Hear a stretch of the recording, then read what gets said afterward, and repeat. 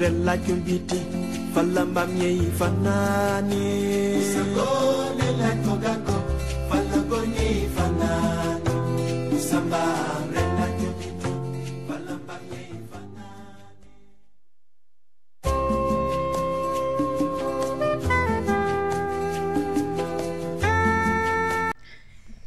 dee ko def noonu dégg nga jéego dimbali ma dee def noonu rek ngir yàlla xon action bi laay bañ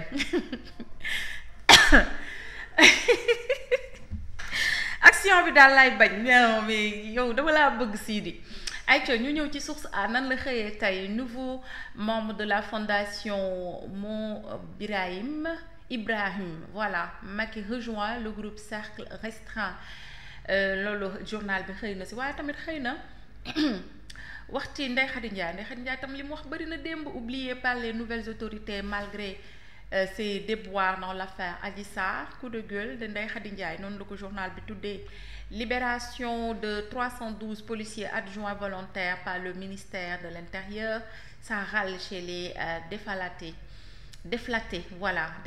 mu ngi noonu ba léegi journal bi di Source A nekk à la tête de tous les journaux dans ce pays mi ngi wax directeur exécutif de l'UFOA au retour de la session de formation des officiers médias et marketing. Mapate Gaye se livre après la pression exercée sur la justice par le président de la République, l'ex-juge Dème tacle Diomaye. Loolu journal bi loolu la wax Omar. Effectivement, le juge Dème il a fait une sortie pour fustiger un peu la pression bi nga xam ne ñoo ngi koy teg sur le ministre de la justice Ousmane Diagne jàpp ni comme tout le monde l'a dit, le temps de la justice n'est pas le temps des hommes, d'autant plus que ça vient du chef de l'État Bassirou Diomaye Faye mu gis ni en fait président de la République taxawaayam si loolu en fait il n'avait pas à mettre la pression si ki nga xam ne ni mooy le ministre de la justice gis ni président de la République des fois day topp waa Pastef si seen bëgg ba fàtte ni en fait il y a une séparation des pouvoirs te loolu warul am d'autant plus que le régime seen engagement yu gënoon rëy mooy fexe rek ba justice bi gën a ñoŋ leneen li c'est par rapport ak la formation de certains journalistes yoo xam ne ni ça s'est passé en Guinée léegi nag les journalistes ont été formés ci wàllum marketing ci wàllum yenn compétition yi nga xam ne ni day am ñoom couverture médiatique beeg yooyu ak en zone mixte ñoom dafa am benn liggéey boo xam ne ni dañ ko ci war a amal léegi nag ñoom dans ce cadre-là qu'ils ont été formés en Guinée leneen li c'est par rapport ak la libération de plus de 300 volontaires yoo xam ne dañu intégré woon la police nationale volontaires yooyu noonu nag ñoom ñoo ngi intégré woon la police nationale en 2021 léegi nag ils ont fait 3 ans à la suite ba seen contrat jeexee ñoom dañ leen mujj libéré waaye ñu bëri ci ñoom dañ jàppoon ni ce serait des contrats à durée indéterminée ñenn ñi sax naan ñoom bu ñu xamoon ni mbir yi nii lay demee du ñu bàyyi ci lu ñu nekkoon ñëw di maanaam dugg ci kii boobu leneen li c'est par rapport ak Ndeye Khady Ndiaye mi nga xam ne nii démb elle a fait 2 interventions médiatiques boo xam ne nii elle est revenue un peu ci lu ñu koy jiiñ naan dafa tijji salon bu bees ak yooyu di expliquer lu bari par rapport ak ñenn ñi jàpp ni moom le président de la République wala le premier Ousmane Sonko ñoom ñoo ko financé moom Ndeye Khady Ndiaye nag xamle na ni moom depuis les événements yi nga xam ne nii amoon na fi moom jotul a dégg ki nga xam ne nii moom mooy Ousmane Sonko jotul a dégg ki nga xam ne nii mooy président de la République Bassirou Diomaye Faye alors que elle avait maanaam l'opportunité de le faire ndax moom bokk na maanaam nee na moom mooy borom réew mi tey ji bu bëggoon dégg président de la République pour mu dégg ko lu yomb la bu bëggoon dégg premier ministre dégg ko lu yomb la waaye nag moom nee na nit ku gëm boppam la lépp li nga xam ne nii moom moo ko am moo koy liggéeyal boppam li c'est par rapport ak Macky Sall qui a rejoint un cercle très restreint il a rejoint la fondation Mo Ibrahim Mo Ibrahim doon benn fondation boo xam ne nii benn soudanou britannique moom moo ko créé nekkoon en fait un homme d'affaires boo xam ne ni da doon liggéey ci wàllum télécommunication foo ñu formé woon ko Soudan mu jóge Soudan dem yokku formation au niveau de la Grande-Bretagne léegi nag ba mu demee foofu ci la créé benn fondation boo xam ne moo ngi tudd Mo Ibrahim doon fondation boo xam ne nii lépp loo xam ne nii ci wàllum développement la de si yëngu maanaam di xool les pays africains yoo xam ne nii ñoo ngi respecté yenn critères yu développement yi maanaam di xool wàllum électricité fourniture électricité boo xam ne nii les populations am nañ ko fa xool tamit wàllum domaine des infrastructures xool si wàllum santé donc di joxe ay indicateurs yoo xam ne nii c'est juste pour permettre aussi aux potentiels investisseurs yi nga xam ne nii dañuy ñëw dans ces pays là pour ñu am tous les éléments d'appréciation. Donc Macky Sall il a rejoint cette fondation là, donc l'information a été divulguée hier. Ce sont entre autres les sujets à la une de Source A. Aïcha Diego ñu ñëw ci yor moom nee na 50 millions attribués à la mutuelle de crédit de Aly Ngouille Ndiaye. Ah bon, financement du FONGIP qui suscite des interrogations. Ngouille 50 millions loolu FONGIP jox loolu yéeme na de. Ndeye Fatou Mbodj, administratrice générale du FONGIP, selon les critères d'attribution du financement au SFD, la Jomec est bien éligible. Ah yàlla baax na moom journal bi di yor noonu la xëy tey ñu dem ci beneen yéenekaay Walf Quotidien nee na réparation du préjudice après le verdict de la justice, l'État snobe toujours Walf. Ah bon? Monsieur Cheikh Niass adresse une lettre ouverte au président de la République. Yéen da ngeen am préjudice kon waa Walfadjri. Coût du logement, les clés d'une baisse du loyer mësta wàññeeku. Souleymane Keita, économiste, il faut créer un observatoire, un déficit estimé à 325 000 unités. Tey la gën a cher ñaari néeg ak salle 275 000 Sénégal yàlla baax na nañ dem ci beneen yéenekaay ni mu xëyee tey. L'Observateur mu ngi wax ci tribunal de Dakar le procès des abominations lu ko tuddee chargé de les instruire moom MH Gueye profiter des moments d'apprentissage pour abuser de ces jeunes talibés qu'il obligeait même à avoir des rapports sexuels entre eux. Subhanallah. Esba 12 ans au moment des faits, 29 ans aujourd'hui, il m'a demandé de le rejoindre dans sa chambre, de monter sur le lit, il m'a déshabillé et a commencé yallah. Esndaw, certains jours c'est lui qui le faisait, d'autres jours c'est moi. Il m'avait dit qu'il avait besoin de mon yàlla suñu borom. Le calvaire des talibés a duré 12 ans, de 2008 à 2020, année de l'arrestation de MH Gueye qui continue à nier les faits. À nier li garaaw na de Alaaji. L'ombre des absents, Gelongal, le chant orphelin, l'entretien exclusif avec Moussa Mballo, la dernière voix du groupe ndeysaan. Gelongal daanaka vraiment c'est compliqué ñett lañu woon mais ñaari yàlla def na ci lu gën. Il reste juste Moussa Mballo, la dernière voix du groupe. Yàlla may la dëgër laay bu baax a baax. Maître Moustapha Camara entre en jeu pour la présidence de la fédération de football. Le président du Coton Sport de Tamba décline sa feuille de route. Mu ngi noonu ci biir Walfadjri. Affaire Baye Mass Diakhaté, l'enquête sur l'enfant violemment battu qui choque la toile. Duma ko xool mukk demal duma ko xool mukk duma lire sax la ca contenu bi. Mu ngi noonu. Affaire Lat Diop, présumée extorsion de fonds de plus de 8 milliards. La chambre d'accusation financière anéantit les charges. Fonds présumés détournés et extorqués ne résulte que des seules déclarations de Mohamed Diagne. Seuls 15 millions de francs CFA ont pu être retracés, ce qui, au regard des sommes colossales déclarées, apparaît très dérisoire, voire insignifiant. Mais non, après environ 7 mois d'enquête, d'instruction, aucune preuve tangible et solide n'a été apportée par l'accusation. Ci yàlla le maintien en détention ne saurait être justifié par l'attente de l'exécution d'une commission rogatoire internationale sur laquelle le juge qui l'a délivré n'a aucune piste wala prise voilà.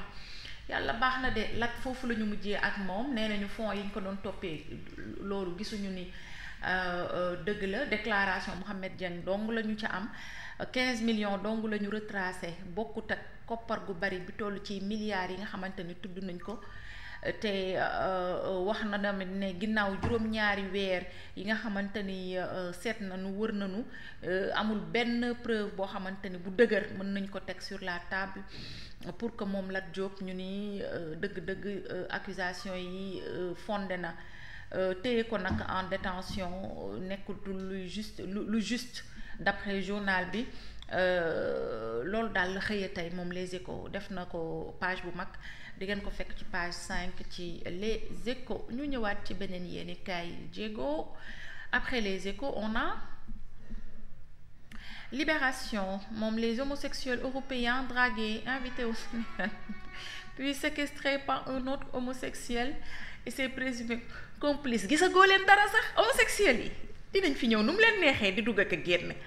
La sieur Madre et son gang venus de Belgique pour vivre au Sénégal un amour sincère ay waay avec l'homosexuel Ibrahima Ndiaye dit Madre yee waay Samba 26 ans avec des échanges sur un site et un séjour romantique yee waay à Saly.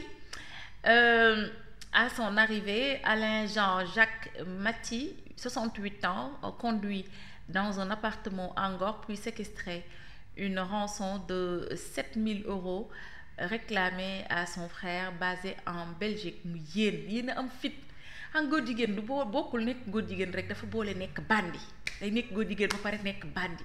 Les mises en cause arrêtées par les gendarmes après un signalement alors que 5 000 € avaient déjà été envoyés à Madre et compagnie pour la libération de l'otage. Des ressortissants européens victimes du même groupe ont payé des rançons réceptionnées par Ndiémé Seck 40 ans, Fatoumata ay waay sa tur bi Fatoumata Bintou Keïta 35 ans et Abdoulaye Ba 22 ans qui assistaient Madre. Les victimes ont évité de porter plainte après leur libération. Waaw ñu porter plainte dañuy siiw. Son fantasme c'était que le gifle. Les incroyables révélations d'Alain Jean-Jacques Maty, lui-même déféré pour acte contre nature visé pour le même délit après un rapport médical sans appel. Ibrahima Ndiaye est aussi poursuivi avec ses présumés complices pour les accusations pour association de malfaiteurs, séquestration, extorsion de fonds et complicité. Maanaam ñoom dañuy bëggante ak yow ay góor lañ waaye dañuy bëggante ak yow après inviter le Sénégal léegi yow quand tu viens au Sénégal ñoom nag dañ lay séquestrer après nag di la laaj xaalis. Def nañ ko ci ñu bari kuñ ko mujjee def nag ca la ñu feeñee kuñ ko mujjee def ca la ñu feeñee. Moom kay def loolu ak gangam mu ngi tudd Ibrahima Ndiaye ñu mais Madre lañ koy wax 26 ans la am.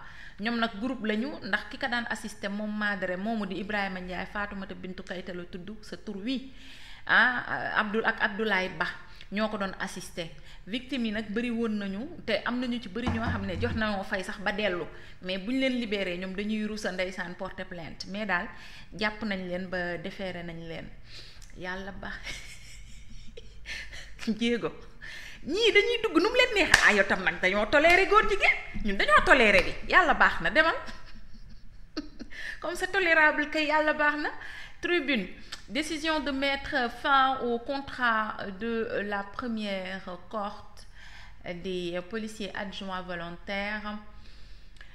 Diomaye Sonko se sépare de 312 policiers mais indemnise les casseurs avec 5 milliards. Loolu le journal bi wax tey wax na tamit le parti présidentiel veut la tête d'Ousmane Diagne. Pastef oublie ses promesses sur la justice. Am na sax ñuy laam-laamee dinañ ci ñëw ci kanam ne dafa war a démissionner bul démissionner xaaral bañ dàqal la seen bopp demal ñu dem ci beneen yéenekaay Aziz Aly Ndiaye voilà moom inculpé nañ ko démb lañ ko doon wax journal bi di Tribune ñëw na ci l'évidence suñu dëkkandoo yi pacte national de stabilité sociale Abass Fall pose les premiers jalons. Aziz Ndiaye et son frère Massata complices en fuite. Ce qu'il faut apprendre de l'affaire muy noonu Aziz Ndiaye ak Massata ñoom ñi ngi fi. Aziz Ndiaye dafa nekk ci nu mu tuddate sax liberté provisoire. Massata dañu ko takkal bracelet électronique. ñeneen ñi ñoo daw mooy ñaari nit yi nga xamante ni ñoo sekk mbir mi ñoo daw dañ leen a jàpp pour recel ñu jaay ñetti kër yu nekk Saly pour ñu bàyyi leen ñu def liberté provisoire noonu la mbir mi demee selon journal bi mi ngi ci page 4. ñu dem ci beneen yéenekaay naka la xëyee tey ginnaaw l'évidence Diego. Vox Pop, acte 2 de la bataille Akilee Senelec pour le système de comptage intelligent. Amadou Ly saisit l'OFNAC d'une lettre de dénonciation de passation de marché. René Capain-Bassène décidé à mettre un terme à l'injustice qu'il dit subir depuis 8 ans moom di ngeen fekk ay diiram ci fi nga xamante ni mooy journal bii di Vox Populi. ñu dem ci beneen yéenekaay Le Soleil national mu ngi wax affaire de la dette cachée, ce que le FMI attend du Sénégal, consolidation des chiffres du gouvernement à la fin avril. L'institution dément toute audience avec l'APR. xam nga ñu ngi doon wax naan waa APR yi dañoo dem di bëgg a gisanteeg waa FMI mais nag c'est pas vrai. waa FMI ci boppam weddi nañu loolu waaye nag ñoom dañu bëgg ñu consolider chiffres yi fii ak fin avril mi ngi noonu loolu la FMI di xaar ci Sénégal. ñu ñëw ci beneen yéenekaay ginnaaw Le Soleil national. Li Quotidien nous apprend le FMI attend des éclaircissements ba léegi. Le directeur Afrique du Fonds donne rendez-vous aux Sénégalais aux assises du printemps. Yàlla baax na takkuwal bande des muscles mu ngi noonu. Boycott de Sonko recours ñoom dañuy boycotté loolu laa dégg ci weewu bay ñoom dañuy boycotté jàkkaarloo boobu di fa am le 10 takk wàllu demu ca yónneewul te mayewut paas loolu la ñu dégg lu dëgg léegi nag nee nañu it dugal nañu recours ci loi Amadou Ba bi nga xamante ni yàlla baax na lu yàlla xam doy na ca du dëgg. Nouveau rebond de l'ancien président. Macky intègre le comité Mo Ibrahim mu ngi noonu. Décodage Pastef, le RN et leur juge di ngeen ko fekk ci journal bi di Le Quotidien bu Madiambal Diagne. ñu ñëw ci beneen yéenekaay mais Madiambal sa livre bi rafet na ne ci kaw waaye ci biir yépp kaani la lépp kaani la ah. Le Dakarois Sport mu ngi wax escroquerie au visa et association de malfaiteurs. Ah bon Lac risque gros mbaadu Lac day dellu wala nu mu fa demee noonu. Coupe du Sénégal Jaraaf dans le dernier carré loolu le Dakarois daal di wax ci une am. ñu dem ci beneen une mooy Tribune Sport pour terminer. En quart de finale Coupe du Sénégal le Jaraaf écarte la RS Yoff mu ngi noonu. Ligue des champions, le Real humilié, l'Inter s'impose à Munich. Real de Madrid, Real ak Barça ci yàlla kan Real bon dégg naa sama doom jëy yuuxu de naan waay xam nga moom kii la moom Barça la dégg naa ko démb muy kii ko Real moom instant yi dafa des quoi. dégg naa ko démb muy démb dégg naa ko muy yow loo doon jéego Real wala Barça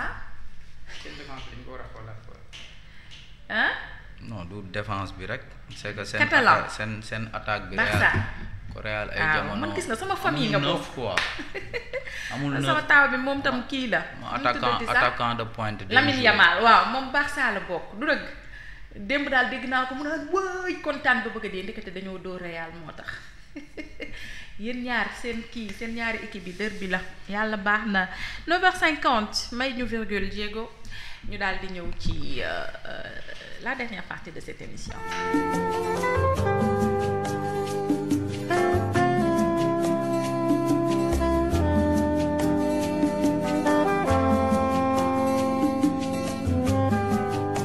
Kusagole la tongango